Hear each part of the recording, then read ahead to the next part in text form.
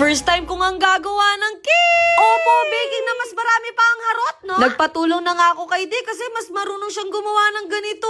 Isi-celebrate kasi namin ngayon yung 11 million followers ko dito sa Facebook. At sana dumami pa tayo! Kaya naman, from this to this. Hey, congrats! Kiss. Uy! At eto nga, ang saya ko ngayon. Isipin nyo, aabot tayo ng 11 million followers dito sa Facebook. Yung dating gumagawa pa ng dami account para madagdagan ng followers. Ngayon, marami na tayong supporters, no? Sobrang swerte nga natin ngayon kasi nagka-araw na rin. May bisita nga akong dadating ngayon. Opo, sa kanila pa ako nagpabili ng pagkain. Sa nakikita ko, parang hindi na sila masaya. Sabi ko sa kanila, pagbigyan nila ako ngayon kasi 11 million naman tayo ngayon. Kaya walang choice hindi ngayon, kundi sasamahan niya ako sa paggawa ko ng cake!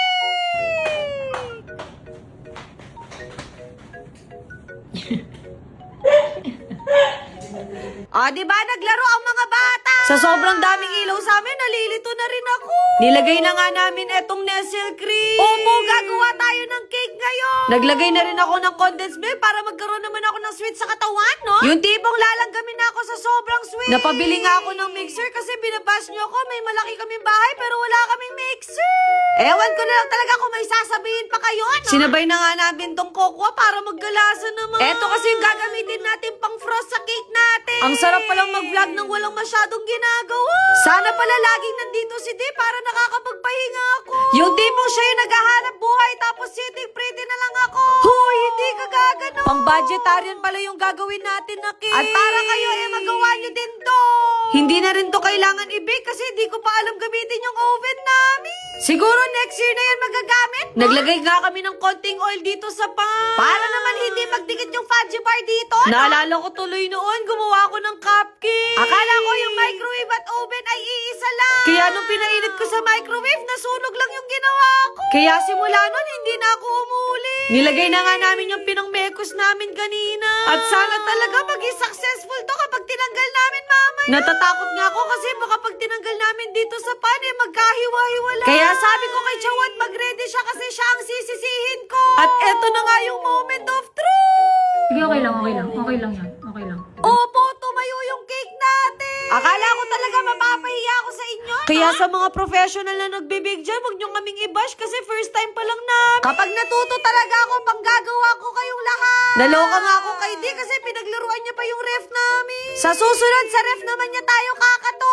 Maghihintay muna nga kami ng 15 minutes para tumigas naman siya. Siguro matutulog muna kami. Hoy, hindi pwede. Nagpabili nga din ako ng balon sa kanila para maramdaman ko naman na celebration to, no? Isipin nyo, no, nag 10 million followers ako, kasama ko din sina Chawo. At grabe, isang buwan lang, nadagdagan tayo ng 1 million. Siguro yung mga followers ko na yun, kung binigyan ako ng tig-pipiso, baka may million ako ngayon. Baka naman. Hoy, di ka gaganyan. At para gumanda naman yung cake natin, maglalagay tayo ng steak-o sa labas. Naalala ko yung pinaka-favorite ko dito, yung 2 steak-o na naka-plastic. Tapos pag-aawayan pa namin ni Bunso, no? Napasobra yata yung princess treatment sa akin ni Chawo. Nahiya na nga ako, baka akala niya wala akong alam dito sa bahay. Pero hindi niya alam, totoo talaga yun, no? Tumigas na nga yung cake natin, kaya it's time para maglagay na tayo ng steak-o.